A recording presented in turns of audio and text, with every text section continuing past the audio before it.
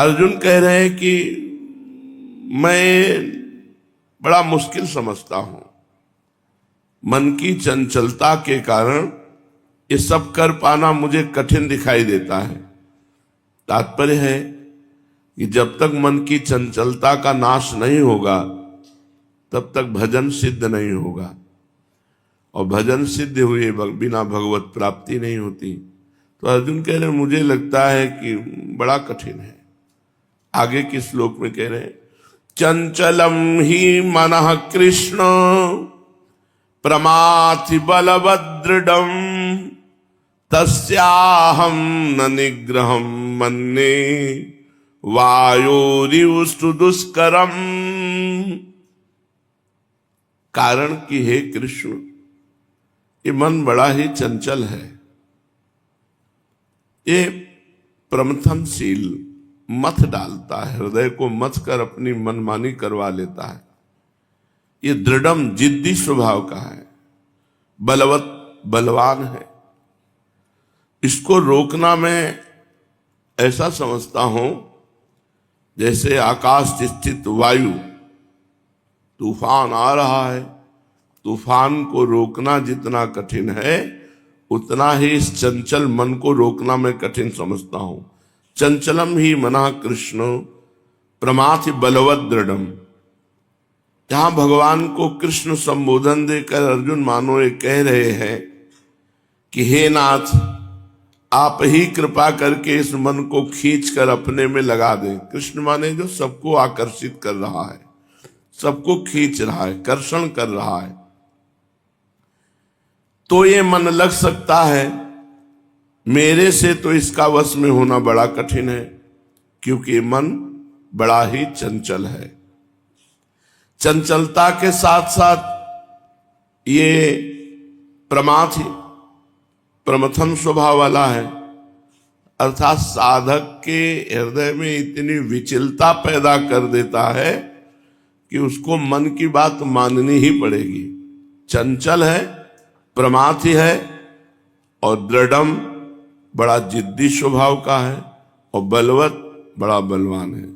बड़ा बलवान जिद्दी स्वभाव का प्रमथनशील ये चंचल मन जब तक वश में नहीं होता तब तक भजन सिद्ध नहीं होता, जब तक भजन सिद्ध नहीं होता तब तक भगवान की प्राप्ति नहीं होती। भगवान ने काम के रहने के 5 स्थान बताए। काम माने समस्त कामनाएं, इंद्रियां, मन, बुद्धि, विषय और स्वयं की स्वीकृति। मैं अमुक विषय भोगूंगा, इसमें काम रहता है, अंतःकरण के अहम में। वास्तव में काम अंतःकरण के अहम में रहता है, मैं तत्व ब्रह्म में नहीं। जो अंतःकरण में है, मन, बुद्धि, चित्त, अहंकार, इसमें रहता है। इंद्रियां, मन, बुद्धि तथा विषयों में इसकी प्रतीति होती, मूल्य अहंकार में वास करता है। काम जब तक स्वयं से निवृत्त नहीं होता तब तक ये काम समय समय पर इंद्रिय आदि में प्रतीत होता रहता है। जब स्वयं से निवृत्त हो जाता है तब इंद्रियों में ये नहीं दिखाई देता। कोई भी इंद्रिय हलचल नहीं करेगी जब स्वयं से निष्काम हो जाएगा। इससे ये सिद्ध होता है कि जब तक स्वयं में काम रहता है तब तक मन साधक को व्यथित करता रहता है। अतः यहां मन को प्रमाथि बताया है, प्रमथन स्वभाव वाला, विचलित कर देने वाला। ऐसे ही स्वयं में काम रहने के कारण इंद्रियां साधक के मन को व्यथित कर देती हैं। इसलिए दूसरे अध्याय के 60वें श्लोक में इंद्रियों को भी प्रमाथि बताया कि इंद्रियाणि प्रमाथीनि हरन्ति प्रसभम मनः। इंद्रियां इतनी बलवान हैं, प्रमथन स्वभाव की हैं कि विचलित करके मन का अपहरण कर लेती हैं और मन साधक को भ्रष्ट कर देता है। तात्पर्य ये हुआ कि जब कामना और मन इंद्रियों में आती है, तब साधक व्यथा को प्राप्त हो जाता है। इसी व्यथा को जो सह गया उसको महात्मा बन जाता है। यम ही न व्यथयन्ते पुरुषम पुरुषर्षभ सम दुख सुख धीरम स्वमृतत्वाय कल्पते। जो मन और इंद्रियों के द्वारा दी हुई व्यथा को राधा राधा राधा राधा सह गया और गलत आचरण नहीं किया, वही उत्तम साधक होता है। तो उस काम के स्वयं में रहने के कारण मन का भोगों के प्रति गाढ़ खिंचाव रहता है। इससे मन किसी तरह भी उनकी ओर जाने को छोड़ता नहीं, हट कर लेता है। मन को दृढ़ कहा गया है। मन की दृढ़ता बहुत बलवती होती है, साधारण नहीं। अतः मन को अर्जुन जी ने दृढ़ कहा, बलवान कहा, प्रमथन स्वभाव वाला कहा। मन बड़ा बलवान है जो साधक को जबरदस्ती विषयों में ले जाता है। शास्त्रों ने तो यहां तक कह दिया कि मन ही मनुष्यों के मोक्ष और बंधन में कारण है। मन एव मनुष्याणाम कारणम बंध मोक्षयो। भगवान में लगा हुआ मन मोक्ष का कारण है और विषयों में लगा हुआ मन बंधन का कारण है। परंतु मन में ये प्रमथनशीलता, ये दृढ़ता, ये बलवत्ता तभी तक रहती है जब तक साधक अपने में काम को देखता है। और जिस दिन अपने में काम ना देखेगा, मन में, इंद्रियों में देखेगा तो रोक लेगा। जब वो स्वयं में देखता है तो फिर वो बावरा बनकर मन और इंद्रियों के आकर्षण में वो काम लीला में उतर जाता है। जब साधक स्वयं में काम नहीं देखेगा, तब पदार्थों का, विषयों का कितना ही संसर्ग हो, आपको सच्ची कहते खूब भजन करो, भोजन कम पाओ, शरीर को शिथिल रखो, पास में विषय भोगो तो भी भोगने की इच्छा नहीं होगी। इसमें ज्यादा बुद्धि लगाने की जरूरत नहीं है, डट के भजन करने की जरूरत है। आहार कम करो, बिल्कुल कम करो, बिल्कुल ना नहीं, पर बिल्कुल कम करो। संभाल संभाल के कदम रखना पड़े इतने। जवानी तो ऐसे काटनी चाहिए, ये चर्बी नहीं चढ़नी चाहिए शरीर में, मोटापा नहीं बढ़ना चाहिए, हड्डी हड्डी दिखाई देनी चाहिए जवानी में। जवानी में साधक को तप संलग्न रहना चाहिए। जितना वीर बचे, भूख उसको चबा जाए, क्षुधा उस चर्बी को चबा जाए, एक एक हड्डी शरीर की गिन ली जाए, ऐसा साधक हो। और ऐसे साधकों का चेहरा बड़ा लावण्यमय, प्रकाशमय होता है। यहां गले से नीचे देखो तो देखने लायक नहीं, हड्डी हड्डी, और ऊपर चेहरा देखो तो चंद्रमा की भांति शीतलता प्रदान करते हुए अद्भुत शोभा संपन्न होगा, क्योंकि उसके अंदर साधना है। जवानी तो बहुत सावधानी से बितानी चाहिए। भोजन, सब साधना का आधार भोजन है।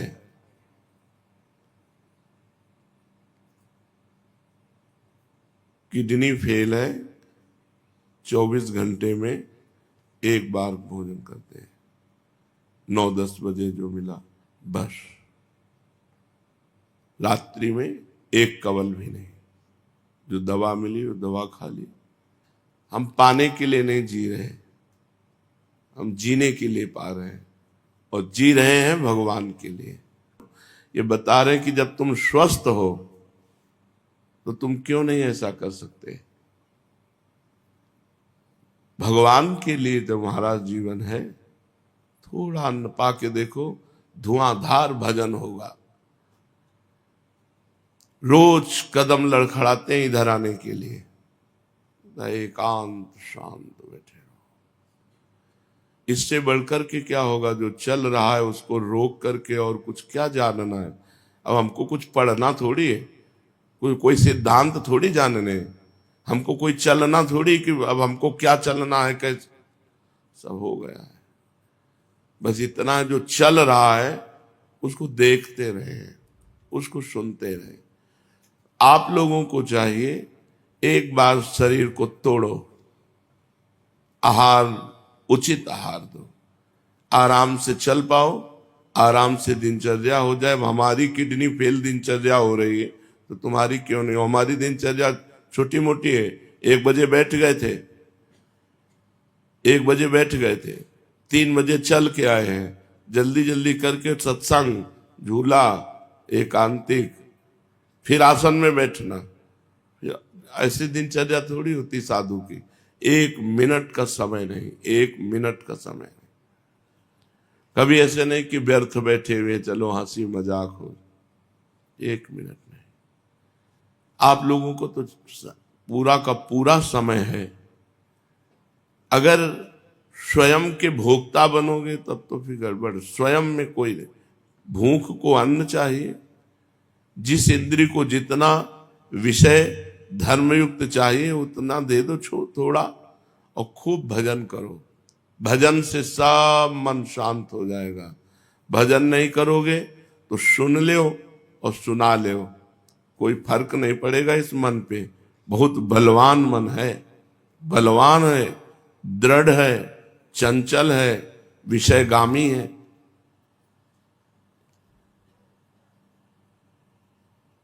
मन की चंचलता तभी तक बाधक होती है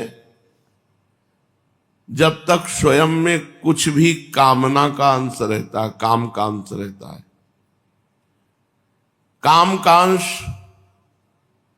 ऐसा बना लो शरीर की भोग लायक ही न रहे, भोग लायक ही न रहे। हाथ उठा के इधर रखने में परेशानी महसूस हो, करवट लेने में थकान महसूस हो, इतना छीण कर दो शरीर को, तो देखो अध्यात्म बल जागृत हो जाएगा। अब पेट निकल रहे हैं, चर्बी चढ़ रही है, तो अब फिर काम तो सताएगा ही। उचित भोजन, कुछ देर आसन में बैठो, मर थोड़ी जाओगे। कम से कम 30 मिनट तो बैठो। वैसे तो 48 मिनट बैठना चाहिए, 2 घड़ी, पर 30 मिनट तो बैठो। पद्मासन में, सिद्धासन में बैठो, शांत परमात्मा का चिंता। साधु हो, भगवत मार्ग के पथिक हो, यदि गृहस्थ हो तो भी तो भगवत मार्ग के पथिक तो हो ही। अरे 30 मिनट आसन में बैठो तो ठीक होने लगोगे। पद्मासन में, सिद्धासन में, अब शरीर को इतना दुलार किए हुए हो कि कठोरता में आ ही नहीं रहे हो। तुम इंद्रिय मन की विलासिता को अपनी विलासिता समझोगे जब तक, तो काम का अंश सर्वथा निवृत्त नहीं होगा और मन चंचल बना रहेगा। देहाभिमाने गलिते विज्ञाते परमात्मनि, यत्र यत्र मनो याति तत्र तत्र परामृतम। देहाभिमान गलित हो जाने पर परमात्म तत्व का बोध हो जाता है। तब जहां जहां मन जाता है वहां वहां परमात्म तत्व का अनुभव होता है। इसलिए उसकी अखंड समाधि रहती है, सहज समाधि रहती है। अगर मन जाता भी है तो जहां जहां जाता है वहां वो परमात्मा को देखता है। तस्याहम निग्रहम मन्ये वायुरिव सुदुष्करम। अर्जुन जी कह रहे हैं मन बड़ा बलवान है, बड़ा दृढ़ी है, प्रमथन स्वभाव वाला है, चंचल है। इसको रोक लेना बहुत कठिन समझते हैं। जैसे आकाश में विचरण करते हुए वायु को कोई मुट्ठी में नहीं पकड़ सकता, ऐसे ही विषयों में विचरण करते हुए मन को कोई नहीं पकड़ सकता। इसका निग्रह करने को मैं महान दुष्कर मानता हूं। अब भगवान बोले, असंशयम महाबाहो मनो दुर्निग्रहम चलम अभ्यासेन तु कौन्तेय, यही वैराग्येण च गृह्यते। वैराग्य, जितने से काम चल जाए, रोटी दाल सब्जी काम जाए, आधा पेड़ा एक पेड़ा दे दो जो घर का बना हुआ अपने, बस। भजन करना है या पहलवानी करना है? भजन करना है। भजन करना है तो भगवान कह रहे हैं अभ्यासेन तु कौन्तेय वैराग्येण च गृह्यते। अर्जुन महाबाहु, तुम ठीक कह रहे हो, असंशयम, इसमें कोई संशय नहीं है। ये मन बड़ा चंचल है और इसको रोक लेना, इसको निग्रह कर लेना बड़ा कठिन है। ये तुम्हारा कहना बिल्कुल ठीक है, परंतु हे कुंती नंदन, अभ्यास और वैराग्य के द्वारा इसको वश में किया जा सकता है।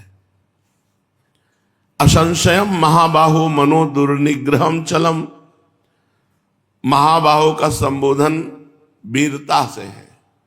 तुम वीर पुरुष हो, तुम बस में कर सकते हो। ये अर्जुन के लिए नहीं कह रहे, सबके लिए कह रहे। भगवान के अंश हो, भगवान ने तुम्हें भगवत प्राप्ति के लिए पूरी सामग्री दी है। इसको अभ्यास के द्वारा और वैराग्य के द्वारा, दो जरूरी है। अभ्यास करते हुए कभी उकताना नहीं चाहिए, धैर्य पूर्वक, वीरता पूर्वक। चंचलता के कारण मन का वश में करना बड़ा कठिन बताया। उसी बात पर भगवान कहते हैं कि तुम जो कहते हो वो असंशयम, एकदम ठीक है, निसंदिग्ध बात, इसमें असंशयम, कोई संशय नहीं है। मन बड़ा चंचल है, इसको वश में करना बड़ा कठिन है, पर वश में किया जा सकता है।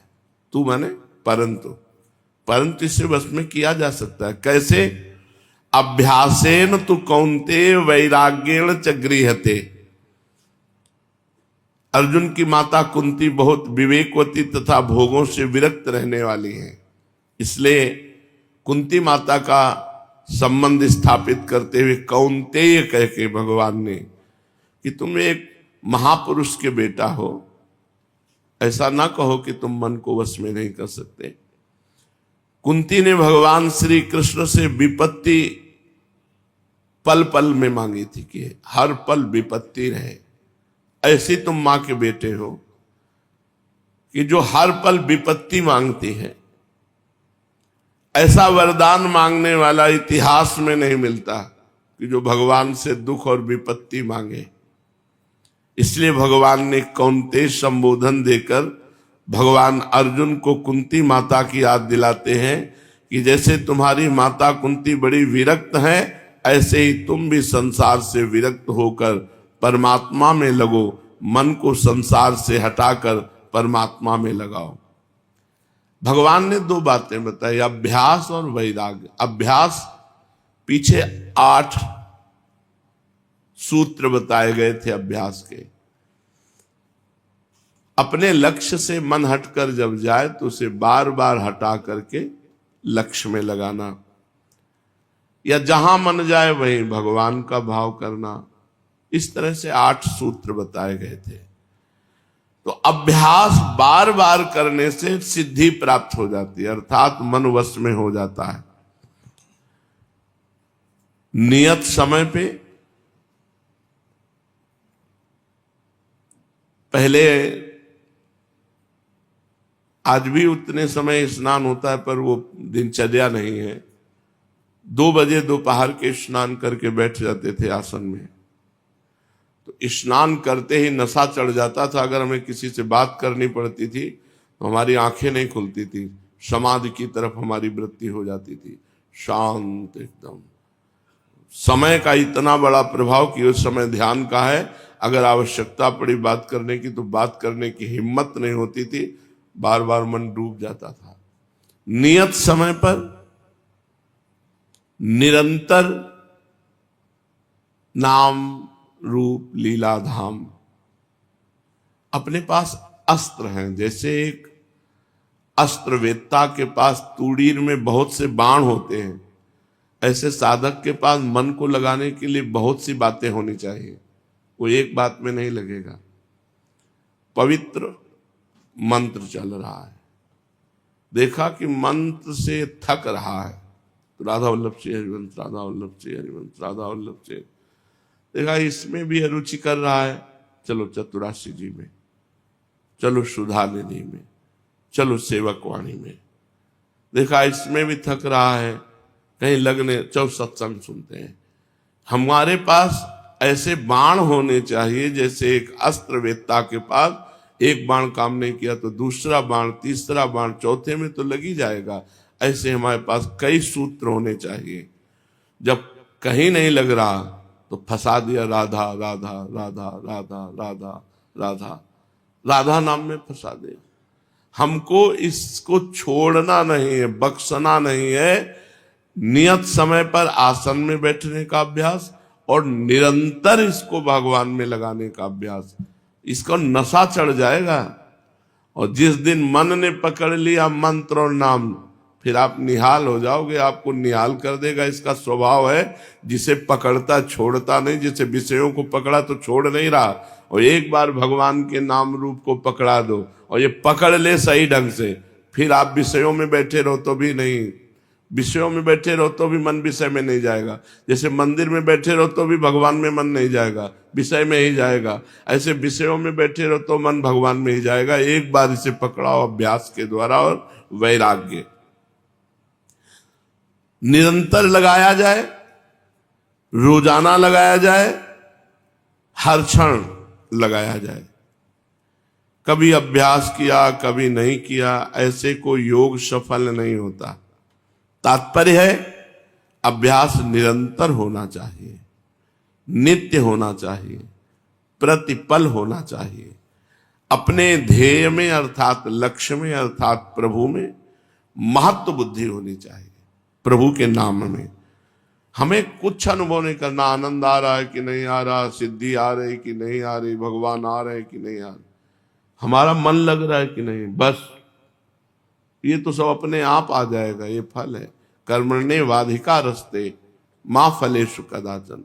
ये सब फल का चिंतन न करो, नहीं तो मन उकता जाएगा, मन निराश हो जाएगा। यार इतने दिन से मेहनत कर रहे हैं, कोई दिव्य स्वप्न भी नहीं आ रहा है, भगवान की तो बात जाने दो, कोई अच्छा स्वप्न भी नहीं आ रहा है, परेशान। हमें परेशान नहीं होना।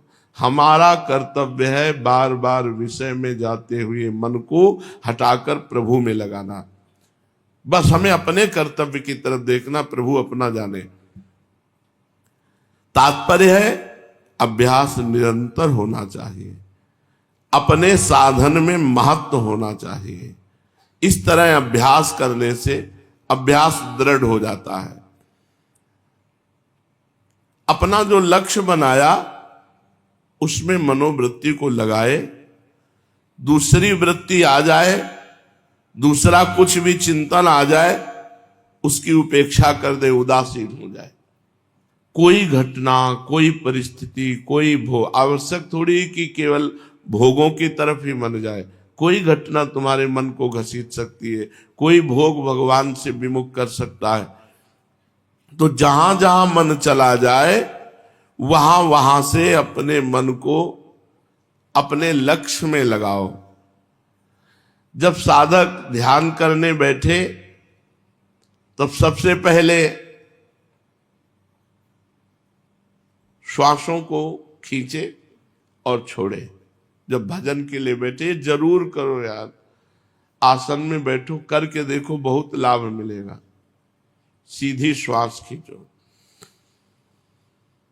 आराम से भरो, फिर आराम से छोड़ दो, फिर आराम से भरो, फिर आराम से छोड़ दो। ऐसा 10 बार करो और फिर ये विचार करे कि मैं संसार का चिंतन छोड़ करके अब भगवान के भजन में, भगवान के ध्यान में लग रहा हूं।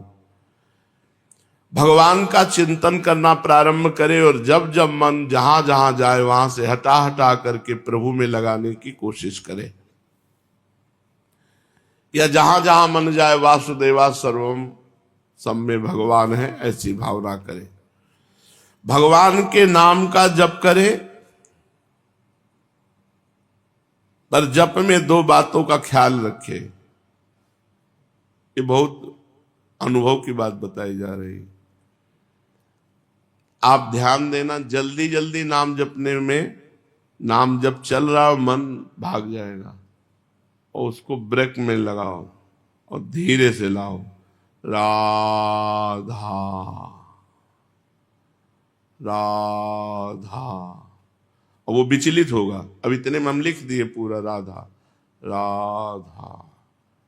अब अपने तो बता रहे हैं, ने पूरा मंत्र पूरा प्रारंभ से लेकर के अंतिम तक पूरा ऐसे लिखा, पूरा दिखाई देना चाहिए। हर बार हर जप में हर बार मंत्र पूरा लिखना है, हर बार पूरा मंत्र दर्शन करना है और मंत्र सुनना है। भागने का चांस ही नहीं रहता।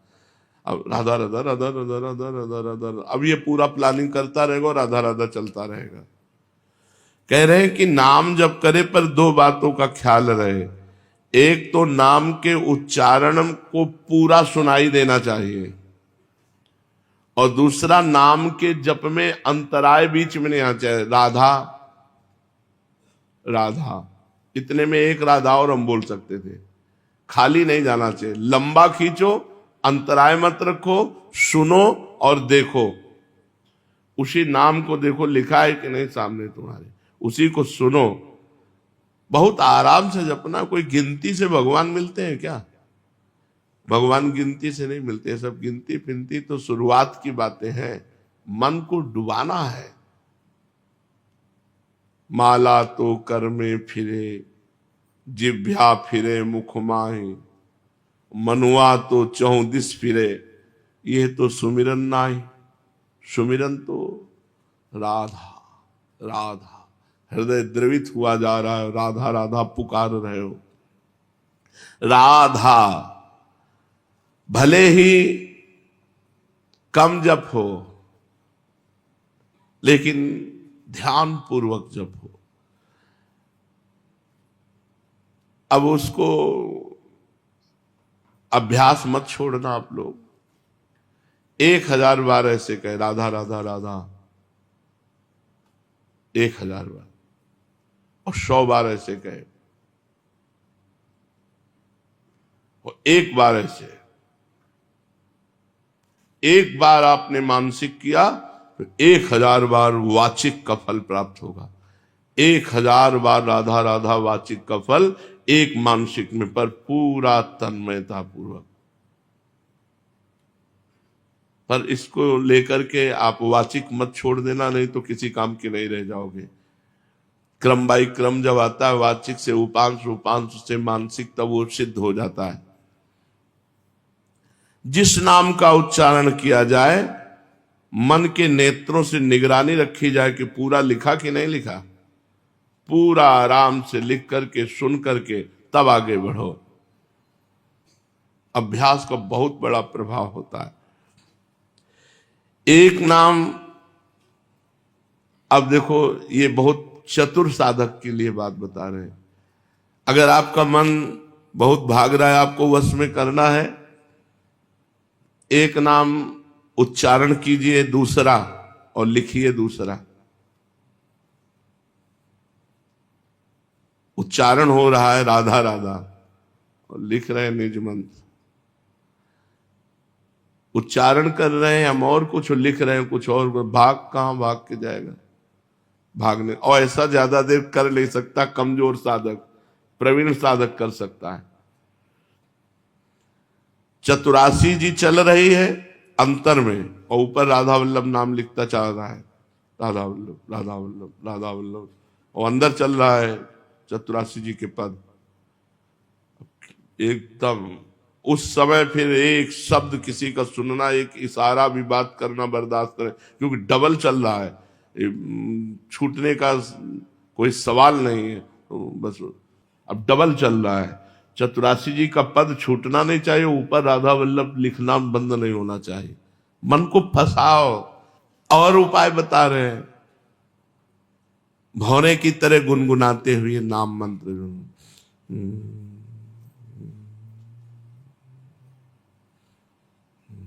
बस गुनगुना रहे हैं, अंदर निज मंत्र चल रहा है, उसको दिमाग में पूरे छाए हुए हैं। और बता रहे हैं उपाय, राग रागिनियों की धुन में मिला करके,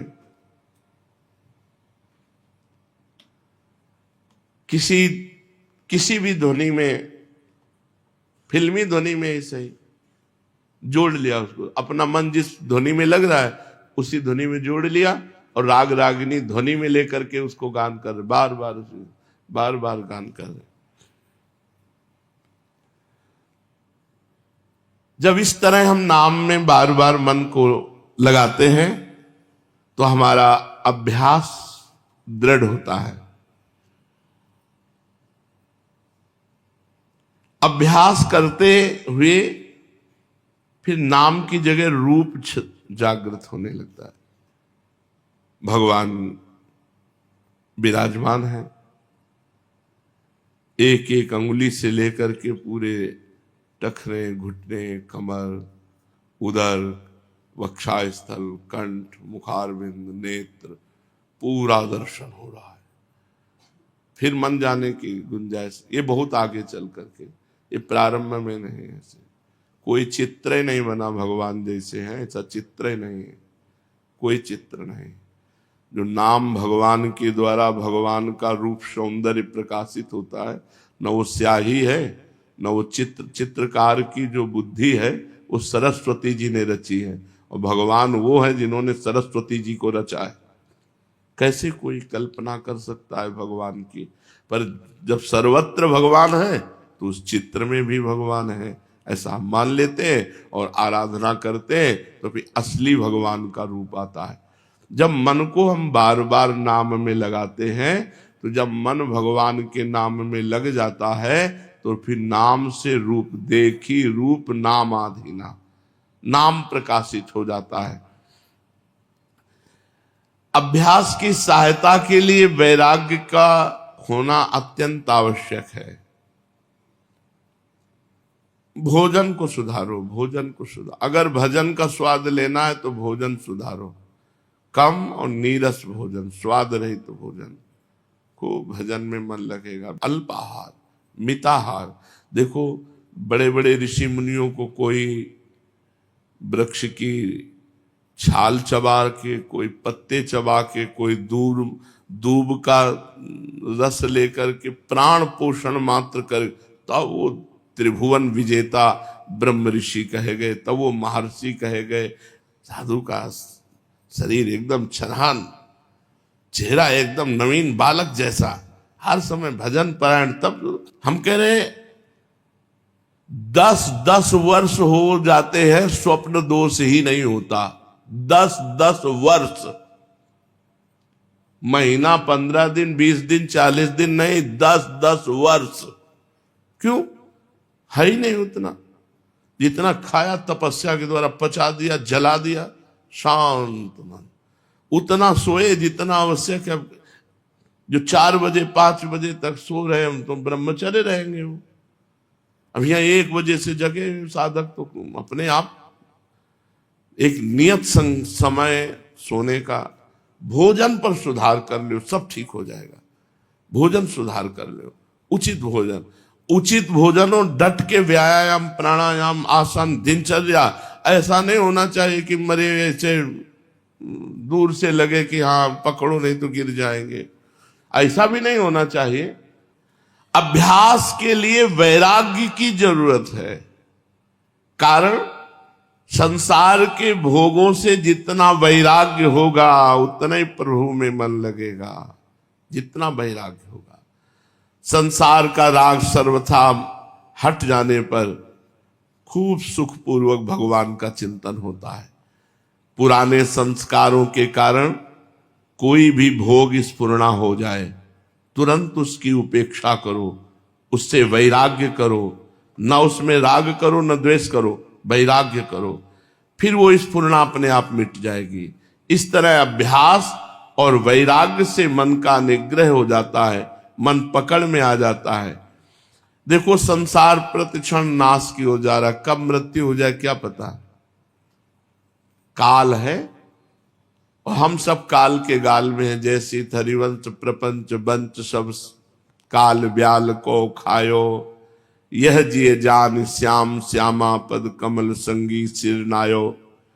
संसार प्रतिक्षण नाश की ओर जा रहा है, कब नाश हो जाए पता नहीं। संसार प्रतिक्षण नाश की ओर जा रहा है और अपने स्वरूप का कभी नाश नहीं होता। अतः संसार हमारे साथ नहीं और हम संसार के साथ नहीं। जैसे बाल्यावस्था बदली, युवावस्था आई, न बाल्यावस्था हमारे साथ रही न हम बाल्यावस्था के साथ रहे, न युवावस्था हमारे साथ रहेगी न हम युवावस्था के साथ रहे। कोई भी अवस्था कोई भी परिस्थिति हमारे साथ टिकाऊ नहीं, सब बदलती नजर आती है। इसलिए विचारवान बनो और शरीर संसार से वैराग्य धारण करो। अपने कहलाने वाले जितने कुटुंबी हैं, संबंधी हैं, वे हमसे अनुकूलता की इच्छा रखते हैं, हमें अनुकूलता देना नहीं चाहते। अपने कहलाने वाले जितने कुटुंबी हैं, संबंधी हैं, हमारे से जब तक अनुकूलता मिलती है तब तक वो हमारे हैं। जिस दिन प्रतिकूलता उनको अंदाज में आई, समझ में आई, भाषा बदल जाएगी, व्यवहार बदल जाएगा, देखना बदल जाएगा। अपनी शक्ति, अपनी सामर्थ्य, अपनी योग्यता के अनुसार व्यवहार कर लो, लेकिन उनसे अनुकूलता मत चाहो। अनुकूलता दे दो और विरक्त रहो। अपने कर्तव्य के अनुकूल, भाई बहन परिवार गृहस्थी में हो, सबको अनुकूलता दे दे, उनको अनुकूलता चाहिए और आप अपने आप को भगवान को दे दो। आप भजन करो, सबको अनुकूलता दो, किसी से अनुकूलता ना चाहो, सच्चे भजनानंदी बन जाओगे। हमें परेशानी तब होती है कि हमने इसके साथ इतनी अनुकूल बात की और ये हमारे साथ ऐसा व्यवहार करता है, ये हमसे नम्र होके बात नहीं करता, जबकि हमने इतना इसके साथ किया। ये नहीं, हमारा कर्तव्य था, हमने कर दिया, बस दूर। राग रहित होकर हमारा जीवन भगवान के लिए है, हमारा कर्तव्य है, इसलिए हम आपके साथ ऐसा व्यवहार किए। हम कोई आपसे थैंक यू चाहने के लिए व्यवहार नहीं किया। इस तरह अपने सामर्थ्य के अनुसार यदि समाज की, परिवार की सेवा कर दोगे तो तुम्हारे पाप नष्ट हो जाएंगे, तुम्हारा राग नष्ट हो जाएगा। उनसे कुछ चाहना नहीं, नहीं तो नया राग पैदा हो जाएगा।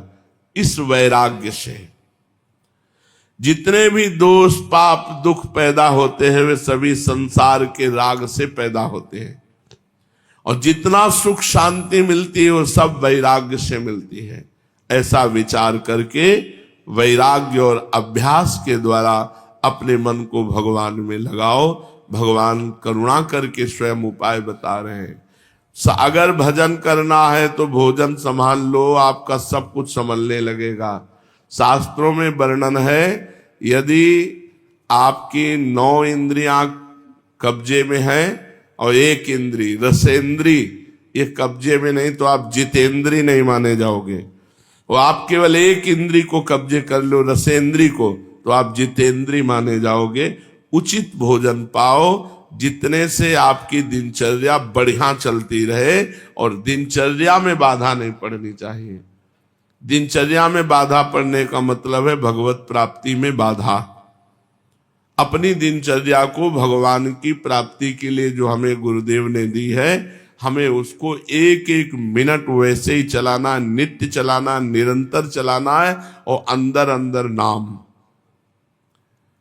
नाम के कई उपाय बताए गए जपने के। इन उपायों में से जो आपको नाम जपने का उपाय सहज सरल लगे, कोई ध्वनि लगा के, भ्रमर की भांति लिख करके, उच्चारण करके बार बार हमको नाम में लगना है। और नाम जप का फल होगा भगवत प्राप्ति। आप फल की चिंता ना करें, आप जप की चिंता करें। जितना अधिक जप करेंगे उतना ही संसार से वैराग्य होता चला जाएगा। जप का अभ्यास ही वैराग्य पुष्ट कर देगा। पर भोजन सुधारो, जिसने बाजार का भोजन खाना बंद कर दिया, पहला नियम, वो भोजन में अपने आप को संभाल सकता है। और जो बाजार के बने हुए पदार्थ, जो तैयार हालत के, उनको जो पाता है वो भजन वजन नहीं हो सकता। रजोगुणी तमोगुणी आहार खा के भजन नहीं होता। सात्विक आहार, अपनी कुटिया में बना हुआ दाल रोटी सात्विक भगवान को भोग लगाकर पवित्र भाव से कम मात्रा में पाओ, देखो खूब भजन चले। और कम मात्रा में पाकर आसनों में बैठो, आसन में बैठ करके मंत्राकार वृत्ति करो, भगवदाकार वृत्ति करो। समय नहीं है, कब मृत्यु वरण कर ले कुछ पता नहीं। खेल खेल में प्राण चले जाते हैं और ये मनुष्य जन्म बार बार नहीं मिलता। और इस मनुष्य जन्म का फल है कि हम इसी जन्म में भगवत प्राप्ति कर लें। शेष चर्चा आगे। श्री राधा वल्लभ।